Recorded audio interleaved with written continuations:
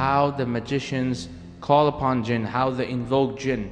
Because in our society we see people who claim to be Shaykh, Pir, Sufi Baba and all that stuff, but when you go to the reality, when you get to the home truth, you find that those people are in reality black magicians, and who are always involved in occult and mystical practices.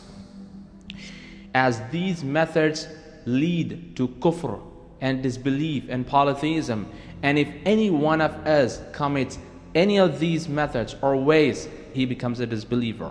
The jinn and the magician, they coordinate based on a deal. The magician calls the chief jinn. He calls upon him, he praises him, he commits all forms of disbelief and polytheism, and then a deal is made between the chief jinn and the magician. And the chief jinn sends the subordinate jinns to carry out the purposes of the black magic. Because in many of the cases I saw with my own eyes that when the jinn was asked to leave the body, he said that I can't, I'm compelled because I'm forced by the magician and my chief. Black magic cannot be performed without the involvement of jinn. Jinn and magician, both are involved in black magic. If you remove jinn, black magic can be performed.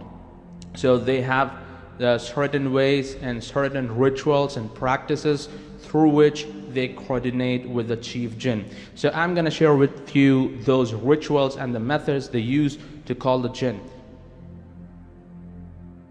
The first method is called as al-iqsam, in which the magician gets into a dark room and he swears in the name of the chief jinn. He says, "Oh chief jinn, please come."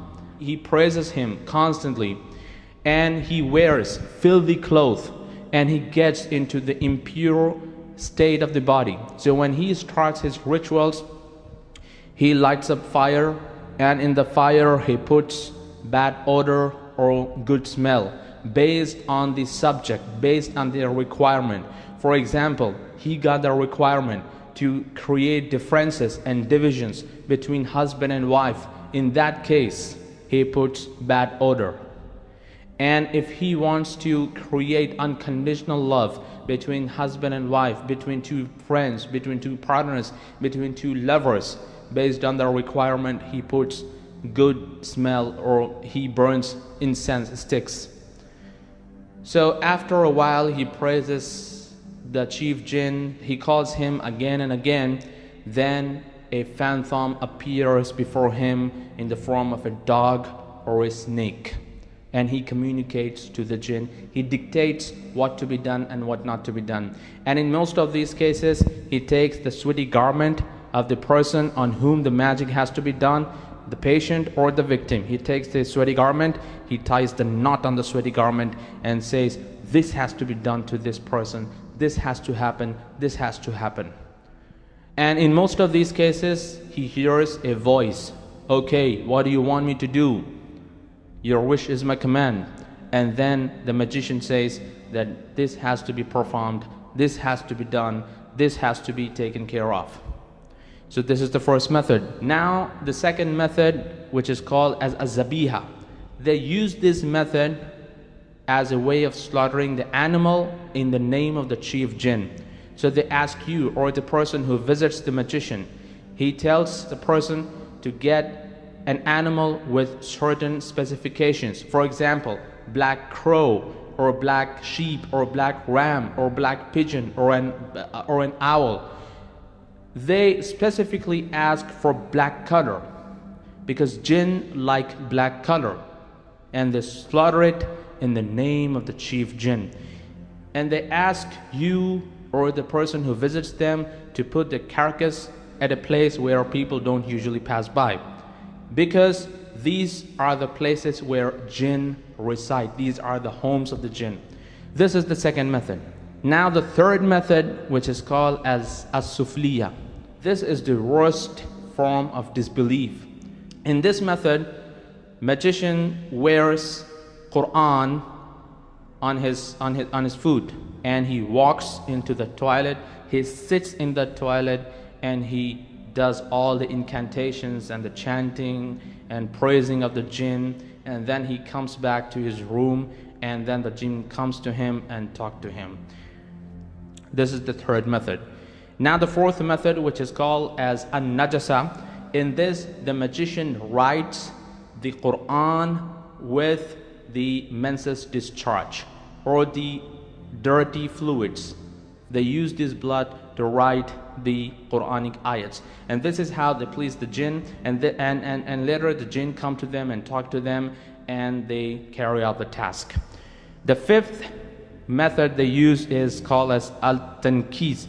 In this, they anagrammatize the words of the Holy Quran. For example, my name is Abu Talha. So Talha, the reverse of the word Talha is Ahlat Uba. Ahlat Uba. So, for example, I have to say Allah, then the magicians say Halala. Anagrammatize, reverse. So the magicians use this technique, this way, to read the Quran, and this is how the jinn gets pleased with them, and they come at their beck and call to execute the orders and the task. The sixth method they use is called as at-tanjim. In this, the magicians believe that gods descend from certain stars. So they wait for those stars to happen on a particular date, on a particular time, and they believe that these stars appear once in a year, and they wait for that time, and they get into water up to the waist or up to the neck, and they look at the star and they praise the star, and they chant the praising of the star, and they believe that the gods descend from the star. But in reality, in Islam, we believe that Allah subhanahu wa ta'ala has created stars for beautifying sky and for navigation purpose. It has nothing to do with the fortune. And in fact, Prophet Muhammad sallallahu alaihi wasallam said that if anyone gets into astrology and if anyone learns astrology, then he has learned a branch of magic. And if he gets more into that, then he has learned more magic. So one has to refrain from studying about the movement of stars and the calculation of fate and the fortune. And people even believe that if this star comes into this circle, then your baby will be good and your baby will be bad. So people believe in stars, and they believe that it all happens due to the stars. But stars are just a creation of Allah.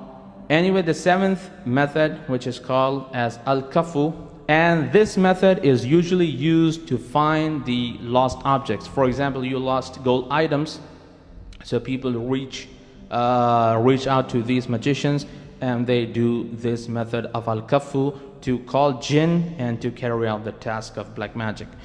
And eighth method, which is called as al-athar. In this, the magician asks you sweaty garment, and then he ties knot on that, and he recites Surah Takathur in a very loud way. A'udhu billahi minash shaitanir rajim, bismillahir rahmanir rahim, alhaakumut takathur hatta zurtamal makhabir. Then he goes down, he goes silent, and then he rises again, and then he gives a jerk to the handkerchief, and if the knots, the distance between the knots increases, then he says that you're affected with jinn. If it decreases, then he says that you've got evil eye. So all the things happen with the coordination of jinn, and these are the 8 methods they use to call the jinn, and they have multiple methods. They have multiple methods, and they keep upgrading their methods. But the fundamentals of their ways and methods are these 8, and based on these 8, they keep increasing and upgrading themselves. They have multiple methods to call jinn, and more the person is into disbelief and polytheism, jinns come at his beck and call. If Allah subhanahu wa ta'ala doesn't help us, and if Allah subhanahu wa ta'ala doesn't take us in his refuge, then it's impossible to be away from these evil creatures. My reference point is the book written by Sheikh Abdul Salam Bali, The Sword Against Black Magic and Evil Magicians, and this is the best book on this subject. Some of the incidents are based on my personal experience. I saw with my own eyes and experience, because I used to go to every kind of magician, and even those magicians would come to our house, and we have experienced this in our life. My whole purpose is to bust the black magic and let the people know the reality of the black magic, and let the people safeguard themselves from the evil magicians and the black magic. Assalamu alaikum wa rahmatullahi wa barakatuh.